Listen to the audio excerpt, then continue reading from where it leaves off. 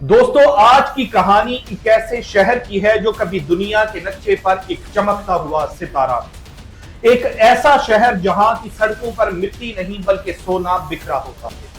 اس کا مقصد صاف تھا، یا تو ہماری غلامی قبول کرو اور سارا سونا ہمیں دو، یا پھر مرنے کے لیے تیار ہو جاؤ۔ اور جب لوٹ مار سے دل بھر گیا تو انہوں نے شہر کو آگ لگا دی۔ دھواں اتنا گہرا تھا کہ سورج کی روشنی بھی مدھم پڑ گئی۔ انہوں نے کلوا کے اصلی لوگوں سے ان کی محنت، ان کی ذہانت اور ان کی تاریخ کا کریڈٹ چھین لی۔ مقامی لوگ کہتے ہیں کہ وہاں اولڈ ونز کی روحیں بھٹکتی ہیں جو اس شہر کی حفاظت کرتی ہیں۔ اگر کوئی وہاں سے کوئی پتھر یا چیز اٹھانے کی کوشش کرتا ہے تو اسے بد دعا لگ جاتی۔ اور آخر وہ کون سی طاقت تھی جس نے ہزاروں سال پرانی تہذیب کو راکھ کے ڈھیر میں بدل دیا؟ آج ہم اسی راز سے پردہ اٹھائیں گے۔ دوستو آج کی کہانی ایک ایسے شہر کی ہے جو کبھی دنیا کے نقشے پر ایک چمکتا ہوا ستارہ، ایک ایسا شہر جہاں کی سڑکوں پر مٹی نہیں بلکہ سونا بکھرا ہوتا ہے، جہاں سمندر کی لہریں جب ساحل سے ٹکراتی تھی تو وہ صرف پانی کی آواز نہیں لے کر آتی تھی بلکہ دنیا بھر کے سوداگروں کی امیدیں اور خوابوں کا شور بھی ساتھ لاتی تھی۔ یہ کہانی ہے سٹی آف زنج کی، لیکن اگر آج آپ دنیا کا نقشہ اٹھا کر دیکھیں یا تاریخ کی کتابیں کھول کر ڈھونڈنے کی کوشش کریں تو آپ کو یہ نام شاید ہی کہیں ملے۔ ایسا لگتا ہے جیسے کسی نے تاریخ کے پنوں سے اس شہر کا نام مٹا دیا، جیسے کسی نے جان بوجھ کر اس عظیم سلطنت کو پھلا دیا۔ سوال یہ ہے کہ ایسا کیوں ہوا؟ وہ کون لوگ تھے جو اس شہر کی رونق سے ڈرتے تھے؟ اور آخر وہ کون سی طاقت تھی جس نے ہزاروں سال پرانی تہذیب کو راکھ کے ڈھیر میں بدل دیا؟ آج ہم اسی راز سے پردہ اٹھائیں گے۔ آج ہم اس گمشدہ شہر کی گلیوں میں چلیں گے اور جاننے کی کوشش کریں گے کہ آخر سٹی آف زنج کو کس نے مٹایا۔ سوچئے کہ آج سے 700 یا 800 سال پیچھے کھڑے ہیں۔ آپ ایسٹ افریقہ کے ساحل پر کھڑے ہیں، آج کے تنزانیہ کے قریب ایک چھوٹے سے جزیرے پر جس کا نام ہے کلوا کسیوانی۔ ہوا میں لونگ اور دال چینی کی خوشبو ہے۔ دور سمندر میں آپ کو سینکڑوں جہاز نظر آ رہے ہیں۔ کچھ جہاز چائنا سے آ رہے ہیں جن میں مہنگا ریشم اور پروکلین بھرا ہے۔ کچھ جہاز انڈیا سے آ رہے ہیں جن میں مسالے اور کپڑے لدے ہوئے ہیں۔ اور یہاں سے اس شہر سے جو جہاز واپس جا رہے ہیں وہ خالی نہیں ہیں، وہ بھرے ہوئے ہیں ہاتھی دانت سے اور سب سے اہم چیز سونے سے۔ کہا جاتا ہے کہ اس وقت دنیا کے بازار میں جتنا بھی سونا گھوم رہا تھا اس کا ایک بڑا حصہ اسی شہر کی دیواروں سے ہو کر گزرتا تھا۔ کلوا کوئی معمولی مچھیروں کی بستی نہیں تھی، یہ ایک کاسموپولیٹن شہر تھا۔ یہاں کے محل مٹی کے نہیں تھے، یہاں کے لوگ کورل سٹون یعنی سمندری مونگا پتھر کو کاٹ کر اسے چونے کے ساتھ جوڑ کر ایسی عمارتیں بناتے تھے جو صدیوں تک قائم رہیں۔ مشہور ٹریولر ابن بطوطہ جو دنیا کا کونا کونا گھوم چکا تھا، جب 1331 میں یہاں آیا تو اس نے حیرت سے لکھا کہ یہ دنیا کے سب سے خوبصورت اور سب سے بہترین طریقے سے بنائے گئے شہروں میں سے ایک۔ اس نے دیکھا کہ یہاں کے لوگ جو رنگت میں سیاہ تھے، جنہیں دنیا زنج کہتی تھی، وہ کتنے تہذیب یافتہ تھے۔ ان کے لباس، ان کا رہنے کا طریقہ، ان کی مہمان نوازی، سب کچھ شاندار تھا۔ شہر کے بیچوں بیچ ایک عظیم محل تھا، حصونی قبوہ۔ اس محل میں 100 سے زیادہ کمرے تھے۔ ذرا سوچئے اس زمانے میں جب دنیا کے آدھے حصے میں لوگ جھونپڑیوں میں رہا کرتے تھے، یہاں کے سلطان کے پاس اپنے محل میں ایک سوئمنگ پول تھا، ایک ایسا پول جہاں وہ تازہ پانی میں تیرتے ہوئے سمندر کا نظارہ کرتا۔ دیواروں پر چائنیز پروکلین کے برتن سجائے گئے تھے تاکہ جب سورج کی روشنی ان پر پڑے تو پورا کمرہ چمک اٹھے۔ لیکن دوستو دولت اپنے ساتھ ساتھ دشمن بھی لاتی ہے، اور زنج کا لفظ صرف اس شہر تک محدود نہیں تھا۔ اس لفظ کے پیچھے ایک دردناک تاریخ بھی چھپی تھی۔ ہزاروں میل دور عراق کی دلدلوں میں بھی ایک زنج شہر بنا تھا، المختارہ۔ وہاں افریقن غلاموں نے ظلم کے خلاف بغاوت کی تھی، اور اپنا شہر بسایا تھا، لیکن عباسی خلافت نے اس شہر کو اس طرح مٹایا کہ آج وہاں صرف دلدل اور خاموشی ہے۔ انہوں نے اینٹ سے اینٹ بجا دی تھی تاکہ کوئی غلام پھر کبھی سر نہ اٹھا سکے۔ کلوا کے لوگوں کو شاید اندازہ نہیں تھا کہ ان کے ساتھ بھی کچھ ایسا ہی بلکہ اس سے بھی برا ہونے والا ہے۔ ان کی دولت، ان کا سونا اور ان کا سکون، سب کچھ کسی کی نظر میں کھٹک رہا تھا۔ کلوا کی بربادی کی شروعات باہر سے نہیں بلکہ اندر سے ہوئی۔ جب دولت حد سے بڑھ گئی تو لالچ بھی بڑھ گیا۔ شہر کے امیر اور طاقتور لوگ آپس میں لڑنے لگے، سلطان کی کرسی کمزور ہونے لگی، بھائی بھائی کا دشمن بن گیا۔ ہر کوئی چاہتا تھا کہ سونے کے اس کاروبار میں اس کا قبضہ ہو۔ ان اندرونی سازشوں نے شہر کی بنیادیں کھوکھلی کر دی۔ وہ لوگ بھول گئے تھے کہ جب گھر کے اندر آگ لگتی ہے تو باہر والوں کو راستہ مل جاتا ہے، اور ٹھیک وہی ہوا۔ سمندر کے اس پار یورپ میں ایک نئی طاقت ابھر رہی تھی، پرتگال۔ ان کے پاس نہ صرف بہترین جہاز تھے بلکہ ان کے پاس توپوں کا وہ بارود تھا جو ایسٹ افریقہ کے لوگوں نے پہلے کبھی نہیں دیکھا تھا۔ ویسکو ڈے گاما جب پہلی بار ان راستوں سے گزرا تو اس نے دیکھا کہ یہاں تو پہلے سے ایک عظیم تجارتی نظام چل رہا ہے۔ اس نے دیکھا کہ یہاں کے مسلمان سوداگر کتنے امیر ہیں۔ اس کے دل میں حسد اور لالچ کی ایک آگ بھڑک اٹھی۔ وہ واپس آیا، لیکن اس وعدے کے ساتھ کہ وہ دوبارہ آئے گا اور اس بار تجارت کرنے نہیں بلکہ قبضہ کرنے آئے گا۔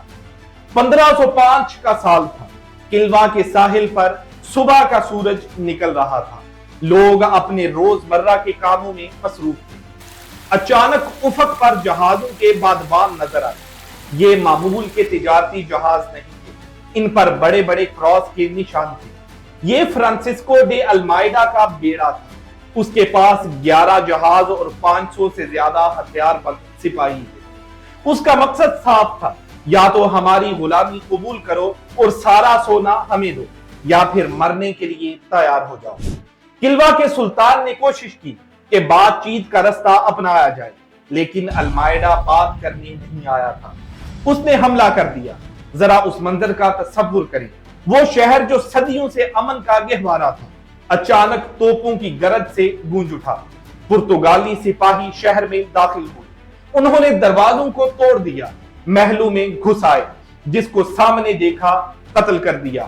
حصونی قبہ، وہ عظیم محل جہاں کبھی شاعری اور موسیقی کی محفلیں جمتی تھیں، وہاں اب صرف چیخیں تھیں۔ انہوں نے شہر کو لوٹنا شروع کیا۔ سونا، ہاتھی دانت، موتی، ریشم، جو کچھ ہاتھ آیا سب کچھ اپنے جہازوں میں بھر لیا۔ اور جب لوٹ مار سے دل بھر گیا تو انہوں نے شہر کو آگ لگا دی۔ وہ لائبریریاں، وہ مسجدیں، وہ بازار جہاں کبھی دنیا بھر کی زبانیں بولی جاتی تھی، سب کچھ آگ کے شعلوں میں جل گیا۔ دھواں اتنا گہرا تھا کہ سورج کی روشنی بھی مدھم پڑ گئی۔ لیکن دوستو، سب سے بڑا ظلم یہ نہیں تھا کہ انہوں نے شہر کو جلا ڈالا۔ شہر تو پھر بسایا جا سکتا ہے، اینٹیں پھر جوڑی جا سکتی ہیں۔ سب سے بڑا ظلم یہ تھا کہ انہوں نے اس شہر کی پہچان کو مٹانے کی کوشش کی۔ جب شہر تباہ ہو گیا اور لوگ بکھر گئے تو اس کے بعد آنے والے یورپین ہسٹورینز نے ایک نئی کہانی لکھی۔ انہوں نے کہا کہ ارے یہ کالے لوگ، یہ افریقنز، یہ اتنی عظیم عمارتیں کیسے بنا سکتے ہیں؟ یہ تو ناممکن ہے۔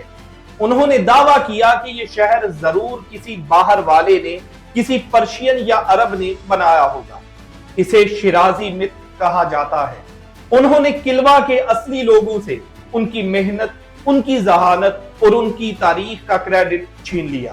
صدیوں تک دنیا یہی سمجھتی رہی کہ ایسٹ افریقہ کے لوگوں نے کبھی کوئی شہر نہیں بسایا، وہ ہمیشہ سے صرف جھونپڑیوں میں رہتے تھے۔ حالانکہ حقیقت وہاں کھڑی دیواروں میں چیخ چیخ کر بتا رہی تھی کہ یہ ہماری ہے، یہ ہمارے بزرگوں کے پسینے اور خون سے بنی ہے۔ اور صرف کلوا ہی نہیں، تھوڑا اور اوپر چلے، کینیا کے ساحل پر تو وہاں گیدی نام کا ایک شہر ہے۔ یہ شہر بھی اسی دور کا ہے۔ یہاں بھی پکی سڑکیں تھیں، پانی کی نکاسی کا بہترین نظام تھا، فلش ٹوائلٹ تھے اس زمانے میں جب یورپین کے محلوں میں بھی ایسی سہولیات نہیں ہوا کرتی تھی۔ لیکن گیدی کی کہانی اور بھی पुरस्रार है। किसी को नहीं पता कि ये शहर अचानक खाली क्यों हो गया। वहां कोई जंग के निशान नहीं है, कोई आग के निशान नहीं है। बस ऐसा लगता है कि एक दिन सब लोग उठे, अपना सामान छोड़ा और चले गए। आज वहां सिर्फ खामोश खंदार है और जंगल ने उसे अपनी लपेट में ले लिया है। मकामी लोग कहते हैं कि वहां ओल्ड वंस की रूहें भटकती हैं, जो उस शहर की हिफाजत करती है। अगर कोई वहां से कोई पत्थर या चीज उठाने की कोशिश करता है तो उसे बद्दुआ लग जाती है। गेदी का कोई जिक्र किसी पुरानी किताब में नहीं मिलता। क्यों? क्या उसे भी किसी ने तारीख से मिटा दिया, या वो लोगों की यादाश्त से ही गायब हो गया? किल्वा का अंजाम बहुत बुरा हुआ। पुर्तगाल के बाद वहां दूसरी ताकतें आईं, लेकिन वो पुरानी शान कभी वापस नहीं आ सकी। धीरे धीरे लोग उस शहर को भूल गए, जो कभी दुनिया का तिजारती मरकज था। वो सिर्फ एक छोटा सा गांव बनकर रह गया।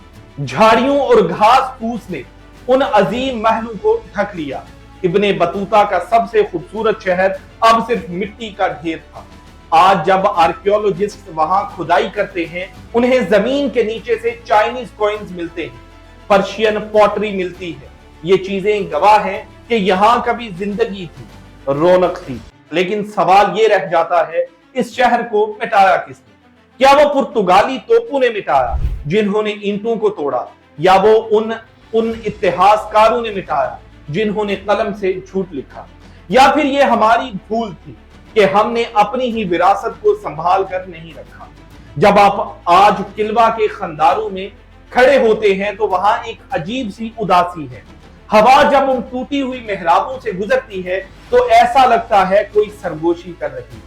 शायद वो उन सौदागरों की आवाज है जो अब नहीं रहे। शायद वो उन गुलामों की फरियाद है जिन्होंने उन पत्थरों को अपने कंधों पर उठाया था। सिटी ऑफ जंज एक ऐसा नाम जो ताकत का निशान था, अब सिर्फ एक सवाल बनकर रह गया है। दोस्तों, तारीख सिर्फ वो नहीं होती जो किताबों में लिखी होती है। तारीख वो भी होती है जो मिटा दी जाती है, जो छुपा दी जाती है। किल्वा की कहानी हमें सिखाती है कि कोई भी तहजीब, चाहे कितनी ही ताकतवर क्यों ना हो, अगर वो अपनी आपस की लड़ाई में कमजोर पड़ जाए तो बाहर वाले उसे ना सिर्फ तबाह करते हैं बल्कि उसे जमाने की यादाश्त से भी खुरच कर फेंक देते हैं। किल्वा आज खामोश है, लेकिन अगर आप ध्यान से सुने तो समुंदर की लहरें आज भी वही पुराना गीत गा रही हैं। वो हमें याद दिला रही हैं कि यहाँ कभी बादशाहत थी, यहाँ कभी जंज का शहर था, और शायद किसी रोज हम किसी आवाज को दोबारा समझ सकेंगे। क्योंकि शहर मिट सकते हैं, इमारतें गिर सकती हैं, लेकिन सच्चाई कभी ना कभी किसी ना किसी सूरत में जमीन का सीना फाड़ कर बाहर आ ही जाती है। अब आप सोचिए जरूर कि आज हमारे आसपास ऐसी कितनी कहानियां हैं जो शायद कल मिटा दी जाएंगी और आने वाली नस्लें उन्हें ढूंढती रह जाएंगी। दोस्तों, आपसे मिलते हैं इस सीरीज के अगले एपिसोड में। तब तक के लिए अल्लाह निगहबान।